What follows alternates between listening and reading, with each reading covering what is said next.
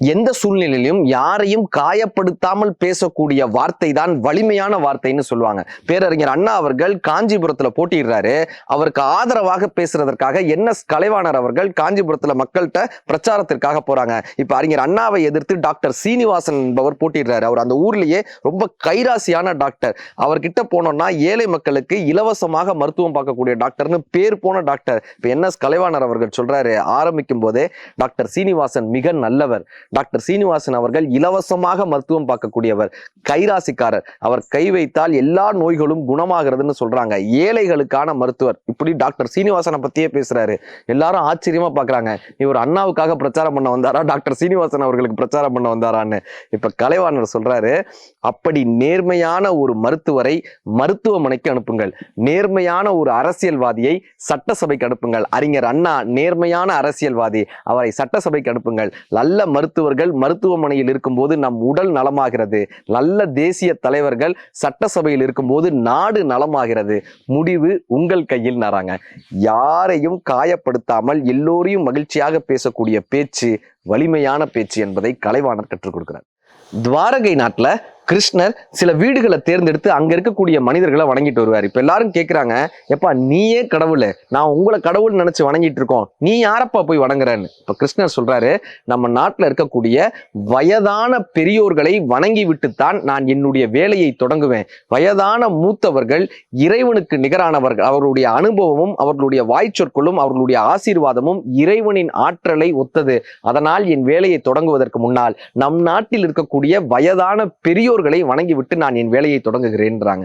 எவன் ஒருவன் தாய் தந்தையர் மீது அக்கறையோடு இருக்கிறானோ, எவன் ஒருவன் தாய் தந்தையரை நேசிக்கிறானோ, இறைவன் அவனை நேசிக்கிறார். தாயிற் சிறந்த கோவிலும் இல்லை, தந்தை சொல் மிக்க மந்திரமும் இல்லை. அது ஒரு கார்ப்பரேட் கம்பெனி. அந்த கார்ப்பரேட் கம்பெனிக்கு பின்னாடியே மிருக காட்சி சாலை ஜூ இருக்கு. அந்த ஜூல இருந்து ஒரு புலி தப்பிச்சு இந்த கார்ப்பரேட் கம்பெனியில் இருக்கக்கூடிய ரெஸ்ட் ரூம்ல ஒரு பொந்துக்குள்ளர ஒளிஞ்சுக்குது. இப்ப அந்த கம்பெனியினுடைய சிஇஓ ரெஸ்ட் ரூம்ல கை கழுவுறதுக்காக வராரு. இந்த புலி சிஇஓவை அடிச்சு சாப்பிட்டுருது. 2 நாளா அவரை யாருமே தேடல, ஆபீஸ்லயும் யாரும் தேடல. அவர் ஃபேமிலி அவர் ஏதோ பிசினஸ் ட்ரிப்புக்கு போயிருப்பாருன்னு நினைச்சு விட்டுறாங்க. 2 நாள் கழிச்சு அந்த ஆபீஸினுடைய ஜெனரல் மேனேஜர் கை கழுவுறதுக்காக போறாரு. அந்த புலி அவரையும் அடிச்சு சாப்பிட்டுருது. 2 நாளா மேனேஜரை காணணும்னு அந்த ஆபீஸே சந்தோஷப்படுறாங்க. இவர் எப்ப பார்த்தாலும் ஏதாவது வள்ளுன்னு எப்பயும் ஏதோ குறை சொல்லிட்டே இருப்பாரு. அந்த மேனேஜர் 2 நாளா வரலப்பா, சந்தோஷம்னு இருக்காங்க ஆபீஸே.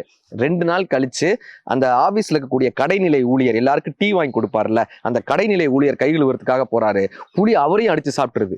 1/4 மணி நேரம் தாங்க அந்த ஆபீஸே திண்டாடுது. எங்கப்பா டீ வாங்க போனவர் ஆளை காணோம், இந்த ஃபைலை கொடுக்கணுமேப்பா, அந்த பியூன் எங்கப்பா போனாருன்னு ஆபீஸே திண்டாடுது. 1/4 மணி நேரத்துல கண்டுபிடிச்சிடுறாங்க அந்த புலி தான் அவர் அடிச்சு சாப்பிட்டுருச்சுன்னு. எல்லாரும் வருத்தப்படுறாங்க. இப்படி ஒரு நல்ல மனுஷன் இறந்து போயிட்டாரேப்பான்னு பியூனுக்காக வருத்தப்படுறாங்க. யாரும் சிஇஓ பத்தி கவலைப்படல, யாரும் மேனேஜரை பத்தி கவலைப்படல. ஆனா இவருக்காக வருத்தப்படுறாங்க. புலியை பிடிச்சு அந்த மிருக காட்சி சாலையிலே கொண்டு போய் ஒப்படைச்சிடுறாங்க. என்னப்பா தெரியுது, நாம் பிறருக்கு பயன்படும் போதுதான் இந்த உலகம் நம்மை பற்றி அக்கறைப்படுகிறது. நாம் பிறருக்கு பயனுள்ள மனிதனாய் இருக்கும் போதுதான் இந்த உலகம் நம்மை தேடுகிறது. நாம் பிறருக்கு பயன்படுகிறோமா என்பதுதான் கேள்வி.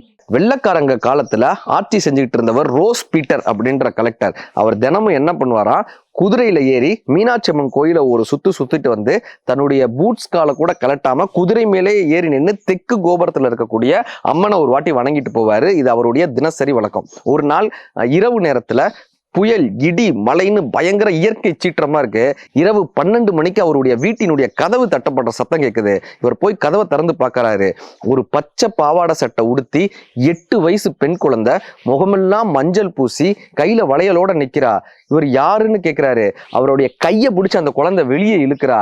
இப்ப அவருடைய மனைவி வர்றாங்க. 2 பேரினுடைய கையையும் பிடிச்சு அந்த குழந்தை வெளியே இழுத்துட்டு வர்றாங்க. இவங்க எடுத்துட்டு வந்த அடுத்த நிமிஷம் பெரிய இடி மின்னல் பட்டு அவங்களுடைய வீடு தகர்ந்து இடிஞ்சு விழுகுது. இப்போ ஒரு பிரமிப்பினுடைய உச்சியில தன்னை காப்பாற்றியது யாருன்னு பாக்குறாரு. அந்த குழந்தை அங்க இல்ல.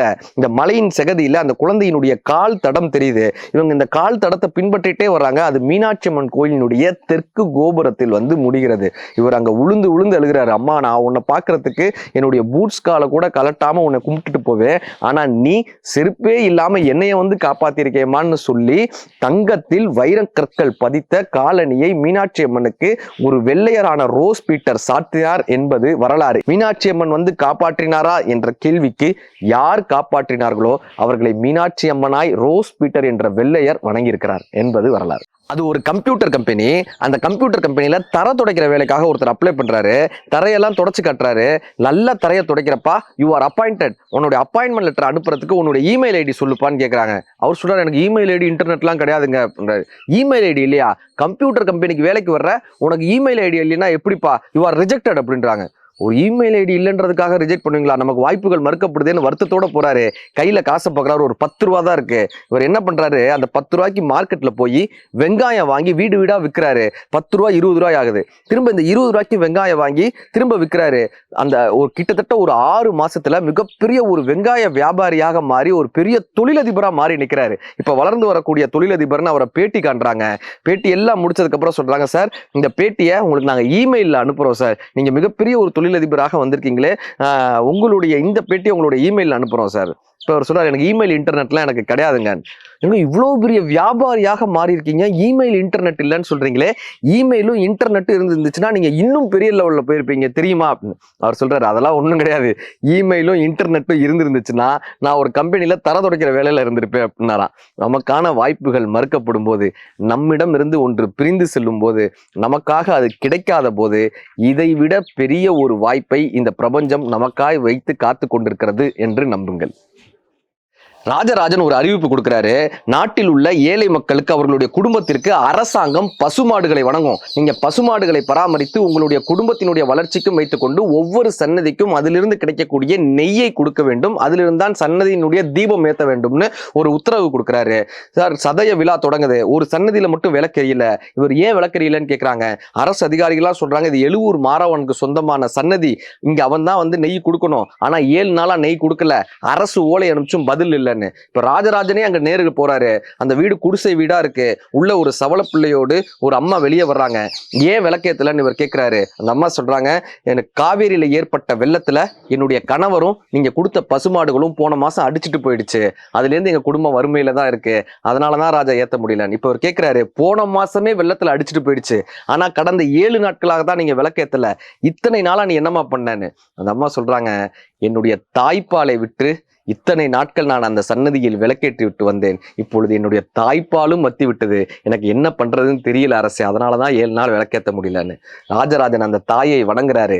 எனக்கு நிகராக இந்த பெண்ணினுடைய பெயரும் கல்வெட்டில் பொறிக்க வேண்டும் என்று சொல்லி, இப்படியான மக்கள் இருப்பதால் தான் சோழ தேசத்தில் மழை பெய்கிறதுன்னு கண்ணீர் விட்டு அழுதாராங்க. ஒரு தேசத்தின் வளர்ச்சி என்பது தொழில்நுட்பத்தின் மட்டுமல்ல, அந்த நாட்டு மக்கள் அரசன் மீதும் நாட்டின் மீதும் வைத்திருக்கக்கூடிய நம்பிக்கையில் தான் இருக்கிறது. அந்த ஊர் ஜமீன்தாரியினுடைய குடும்பத்துல வித்தியாசமான வழக்கம். யார் ஒருத்தர் பசுமாட்டை தலைக்கு மேல தூக்கி சுத்துறாங்களோ அவங்களுக்கு தான் ஜமீன்தாருடைய பொண்ணை திருமணம் செய்து வைக்கிறதுன்றது அந்த ஊரினுடைய வழக்கம்.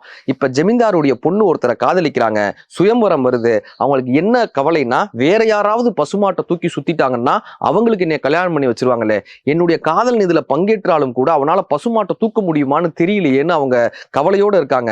எல்லாரும் வந்து பசுமாட்டை தூக்க முயற்சி பண்றாங்க, யாராலையும் முடியல. இவளுடைய காதலன் வர்றாங்க, இவளுடைய கண்களை ஒரு முறை பார்க்கறான். அந்த பசுமாட்டை பொம்மையை தூக்குவது போல் அப்படி தலைக்கு மீது தூக்கி அந்த மைதானத்தை ஒரு சுற்றி வந்து அந்த பசுமாட்டை பாதுகாப்பா இறக்கி விடுறான். எல்லாரும் ஆச்சரியத்தோட பாக்குறாங்க.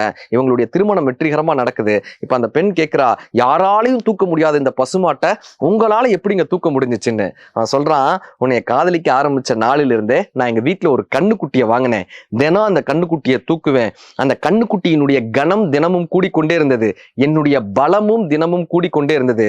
கண்ணுக்குட்டி பசுமாடாக மாறிய போது அதனுடைய கனம் முழுமையடைந்திருந்தது, என்னுடைய பலமும் முழுமையடைந்திருந்தது, அதனால் என்னால் பசுமாட்டை இலகுவாக தூக்க முடிந்ததுன்னு சொன்னாங்க.